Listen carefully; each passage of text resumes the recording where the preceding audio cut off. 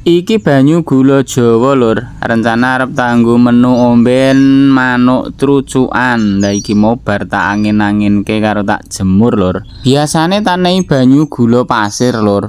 Soale pirang-pirang dina iki ra duwe gula Jawa. Dadi ya gur tak nehi banyu gula pasir.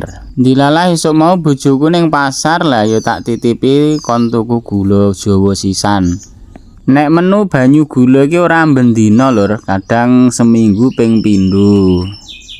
Gandeng saiki duwe ya tak nehi lur, tak gaweke racikan iki mau bar tak jur nganggo banyu panas. Tak wadahi dadi sak botol cilik ngene iki lur. Nek jarene wong-wong sing wis kulino nganggo banyu gula Jawa iki biasane karo dicampuri asem lur.